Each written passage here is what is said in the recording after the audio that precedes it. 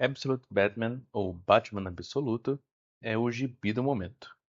Eu não poderia deixar de compartilhar as minhas próprias opiniões aqui também. Será que o mais novo e ousado projeto da DC Comics me surpreendeu? Será que todas as críticas positivas fazem jus ao gibi? Já deixem uma curtida, se inscrevam no canal e vamos para o vídeo. Antes de entrar no vídeo, vamos contextualizar. Batman Absoluto faz parte da nova iniciativa da DC, chamada All In. Para resumir, é um universo à parte da continuidade principal, moldado pelo próprio Darkseid. Batman Absoluto é o primeiro quadrinho ambientado nesse universo, que depois também terá Superman e a Mulher Maravilha. A ideia é aquela velha tática editorial para atrair novos leitores com o título número 1 do Homem-Morcego, e que se provou uma estratégia feliz, já que a primeira edição vendeu muito bem lá fora. E qual é a desse Batman repaginado? A história escrita por Scott Snyder apresenta uma versão do Batman aparentemente sem suas vantagens de sempre. Ele não é um ricaço, não tem mordomo e nem o apoio do comissário Gordon. Ele é até bem mais jovem que o Bruce Wayne tradicional, com apenas 24 anos. A edição de estreia apresenta Alfred, um agente do serviço secreto, chegando em Gotham City para investigar uma violenta gangue chamada Party Animals e entrando em conflito direto com o Batman. Como vocês podem ver pelas imagens, essa montanha de músculos exagerada que é o Batman nessa versão lembra muito a versão de Cavaleiro das Trevas do Frank Miller, um clássico que, apesar de eu adorar, ando meio saturado.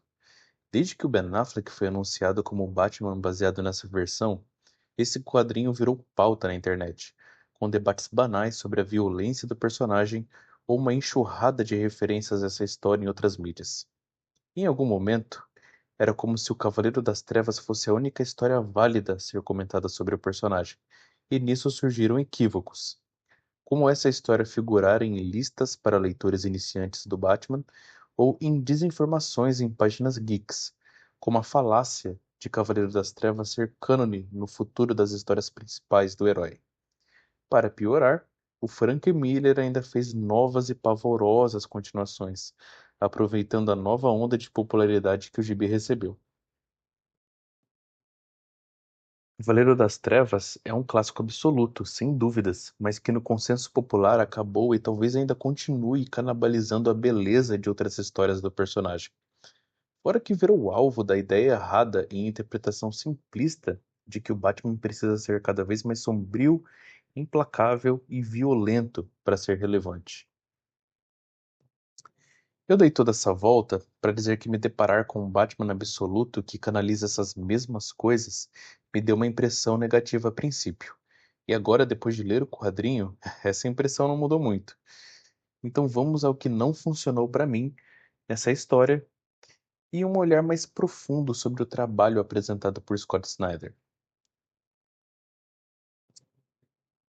Temos aqui um Bruce Wayne mais jovem, raivoso e agressivo. Ele carrega um machado, decepa membros dos inimigos e as orelhas de sua máscara até viram pontas de faca que ele usa para perfurar alvos. Não é um Batman que mata, ainda bem, mas ele é bem implacável e até sádico. Apesar desses momentos ficarem bem bacanas na arte do Nick Dragotta, que obviamente se destaca na cena de ação, não traz nada de novo em termos de tema para o personagem. É uma primeira edição, mas pensem comigo. É novidade ver o Batman nesse tipo de contexto? No último filme do personagem, The Batman, temos um Bruce jovem e agressivo que passa por um arco de desenvolvimento, onde aprende a ser menos agressivo e mais esperançoso. Em vários gibis, já vimos versões implacáveis e violentas do Batman. Para citar mais um do Frank Miller, tem Batman e Robin All Stars. E fora do Miller, temos os jogos da franquia Arkham e títulos como Cavaleiro Branco. O meu ponto é que ver o Batman num contexto de violência exagerada não traz nada de novo para ele.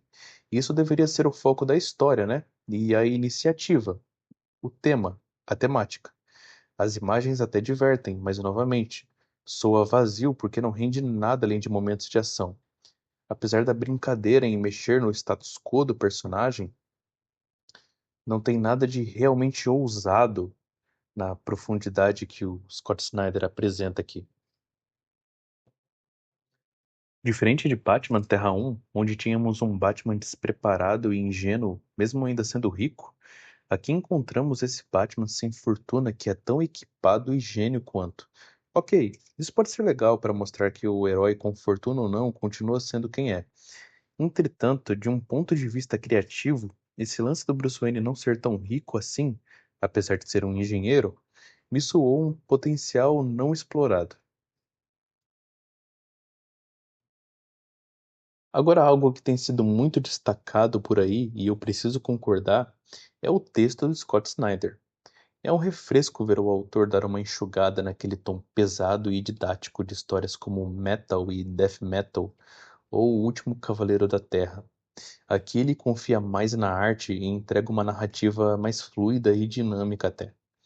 Isso com certeza é responsável por gerar essa sensação de divertimento. Mas, novamente, as ideias apresentadas aqui soam como um amontoado de referências que não geram temáticas novas ou interessantes.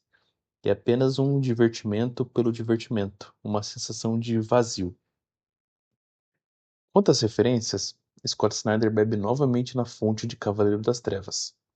Pensa na gangue apresentada aqui, uma gangue que promove violência extrema composta por jovens que seguem um líder carismático, a gangue mutante de Cavaleiro das Trevas. A estrutura de transições noticiando o caos da gangue, novamente, Cavaleiro das Trevas. A apresentação do Máscara Negra como uma figura mais sádica e violenta do que sua versão original, isso me cheira aos dias ruins de Batman nos Jogos de Guerra. Uma grande conspiração por trás de tudo na cidade, algo que o Snyder adora, desde Corte das Corujas até Metal. Resumindo, parece que o Snyder pegou várias referências de outros autores, incluindo ele mesmo, misturou tudo, criou até uma história divertida, mas não trouxe nada substancial nisso. No final, são referências que são peças para cenas de ação. Aí me vem aquela sensação de vazio de novo. Agora, partindo para coisas que funcionam na história, está a presença de Alfred. Ele é o personagem que abre a narrativa, e o texto até faz uma pegadinha legal ao nos fazer pensar que é o Bruce narrando, quando na verdade é o Alfred.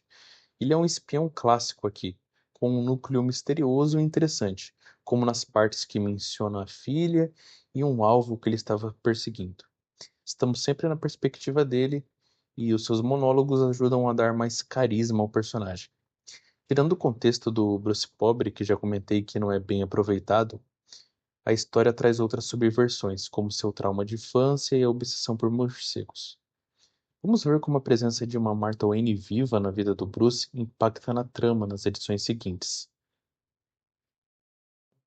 Para fechar, eu queria comentar um pouco sobre a arte do Nick Dragotta. Eu acho muito interessante como ele desafia convenções, desenhando um Batman que não é anatomicamente correto. Entretanto, isso gerou uma sensação de estranheza e deslocamento na figura do Batman e do Bruce Wayne. Quando olhamos para outros personagens que seguem sempre um traço mais realista, é muito difícil não estranhar. Talvez a arte se beneficiasse mais se desafiasse padrões em outros personagens também, e talvez até na cidade, se desprendendo um pouco dessa lógica realista visual, e não guardasse isso só para o herói. Apesar de criar imagens panorâmicas bonitas, a arte não me impressionou tanto, mas ela funciona.